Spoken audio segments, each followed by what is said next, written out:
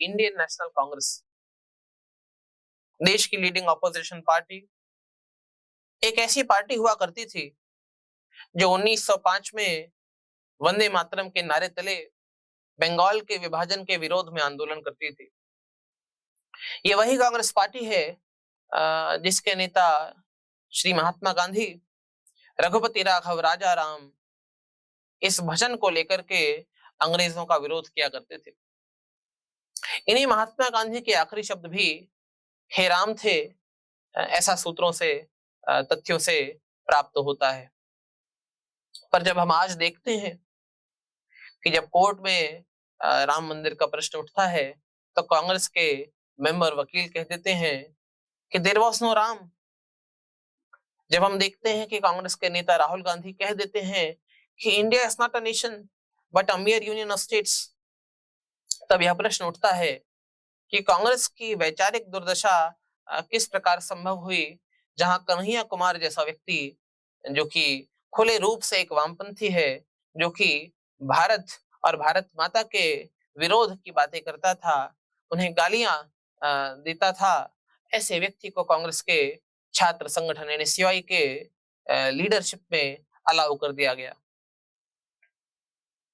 और हिपोक्रेसी की बात तो यह है कि जब वामपंथी आजकल आंदोलन करते हैं, जब तमाम संगठन आंदोलन करते हैं, तब उन बी आर अम्बेडकर, जवाहरलाल नेहरू, सरदार पटेल और महात्मा गांधी के पोस्टर लेकर के करते हैं,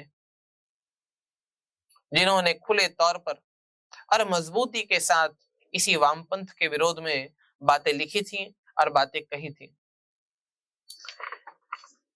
मैं उन संगठनों को जगाने के लिए इस डॉक्यूमेंट को लेकर के आया हूं, जिनमें उन तमाम हिस्टोरिकल सोर्सेस का रेफरेंस है और उन कोट्स का वर्णन है जहां इन नेताओं ने वामपंथ के विरोध में तमाम बातें करी। और यह तब और भी महत्वपूर्ण हो जाता है जब देश में जात के प्रश्न पर, मजहब के प्रश्न पर, भाषा के प्रश्न पर और रेस के प्रश्न पर देश को बांटने का षड्यंत्र चल रहा हो।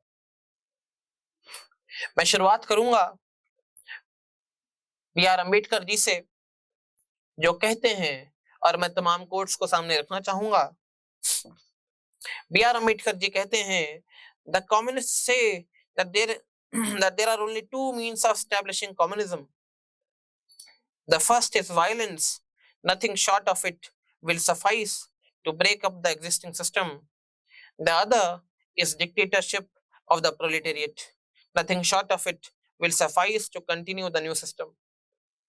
बी आर अम्बेडकर ये बात उस किताब में कहते हैं जिसका टाइटल है बुद्धा और कार्ल मार्क्स, और जहां वो बुद्धिज्म को प्रमोट करते हुए और वामपंथ को, कार्ल मार्क्स को क्रिटिसाइज करते हुए तमाम विषयों को रखते हैं।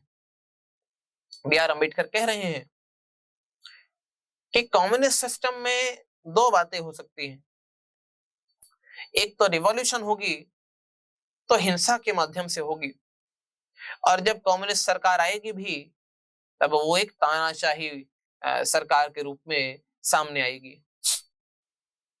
अगर महात्मा गांधी के विषय में हम विचार करें, महात्मा गांधी कहते हैं, what is more saddening about you communist, और वो वामपंथियों से ही बात कर रहे थे, what is more saddening about you communists is that instead of having faith in India and drawing inspiration from its unrivaled culture, you wish to introduce Russian civilization here as if Russia was your motherland.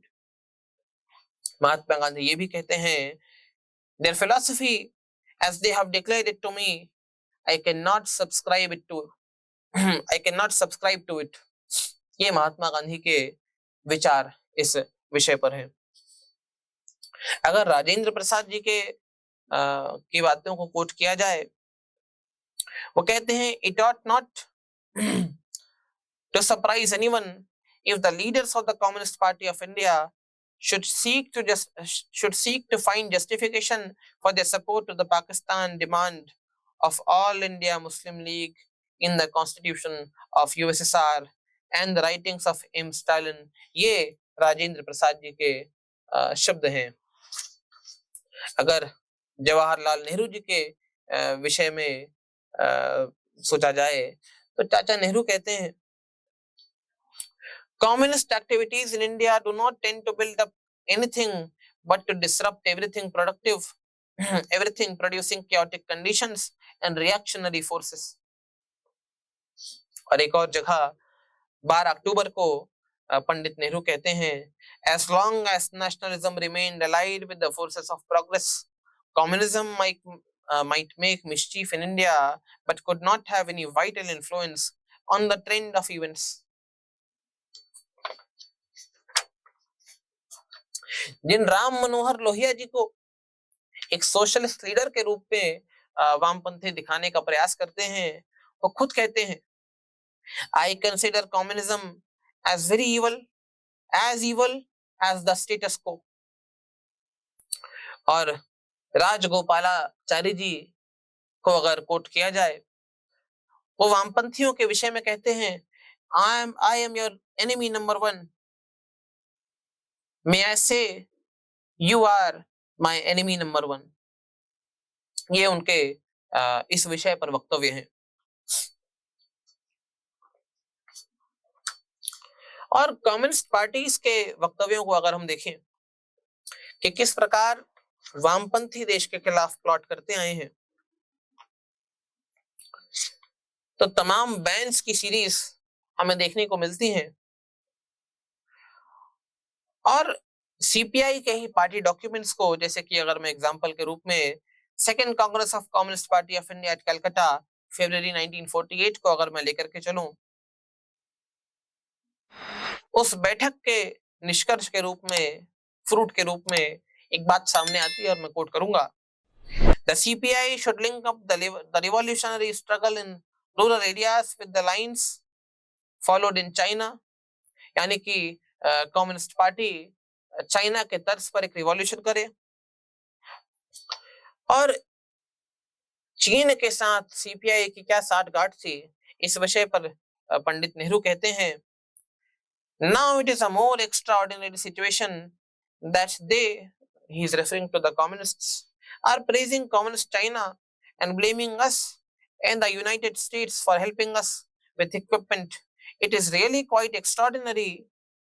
In a way, they have fallen into the Chinese trap. और जवाहरलाल नेहरू फिर कहते हैं, I do not know what they have in their minds or hearts, but many of them are probably in their hearts pro-Chinese. ये पंडित नेहरू के शब्द हैं। और चाचा नेहरू का वामपंथियों से संबंध पुराना है और अनूठा भी है, जहां चाचा नेहरू की एक सभा में एक बार एक वामपंथी ने बम फेंक करके हमला किया, जिसमें एक पुलिस वाला उसमें शहीद भी हुआ है। एक और जगह चाचा नेहरू कहते हैं, और ये सारे document selected works of Jawaharlal Nehru में अवेलेबल हैं, as you know, even when Gandhiji was alive, our communist comrades did not accept his teachings. Even after India became independent, they kept insisting that India was still a colonial country. They were unable to grasp a simple fact which the whole world accepted. It is only when the Soviet Union praised India for having won freedom that the communists in India accepted the fact. यानी कि वामपंथी तो बहुत लंबे समय तक ये कहते रहे हैं कि भारत तो आजाद ही नहीं है, और जब यूएसएसआर भारत को रिकॉग्नाइज करता है, उसके इंडिपेंडेंस को प्रेस करता है, तब जाकर के कहीं सीपीआई भी भारत की स्वतंत्रता को एक्सेप्ट करती है, स्वीकार करती है। चाहे वेस्ट बंगाल की पार्टी कमेटी हो, चाहे आंध्र प्रदेश की कम्युनिस्ट पार्टी हो, इन सब ने एक आर्म्ड रिवॉल्यूशन का राग बहुत लंबे समय तक अलापा है। अगर 1962 के युद्ध की चर्चा की जाए, तो जब चीन एडवांस कर रहा था, तब सीपीआई के कॉमरेड स्वागत की तैयारी कर रहे थे कि लाल सेना आ गई और उनका स्वागत किया जाए। जब 21 अक्टूबर 1959 को चाइना ओपन फायर करता है, तब सीपीआई का नेशनल काउंसिल एक स्टेटमेंट इशू करता है। स्टेटमेंट था We hope that such incidents will not occur again and firing will not be resorted to under any circumstances. यानी कि फायरिंग रुकनी चाहिए, चलिए अच्छी बात है। पर सीपीआई ये स्पेसिफाई नहीं करता कि वो भारत की फायरिंग को कंडेम कर रहा है या चीन की, या क्या सीपीआई कहना चाहता है कि भारत ने फायरिंग स्टार्ट करी? ये प्रश्न अधूरा छोड़ करके सीपीआई यह स्टेटमेंट जारी करता है। West Bengal Communist Party Marxist के प्रमोद दास गुप्ता कहते हैं, अपना उनका एक डॉक्यूमेंट होता है जिसका टाइटल है रिविजनिस्ट ट्रेंड्स इन सीपीआई टोड the CPI line that proletariat in all countries must follow, smashed the bourgeois state apparatus and demanded that CPI must follow the lead of the Chinese party.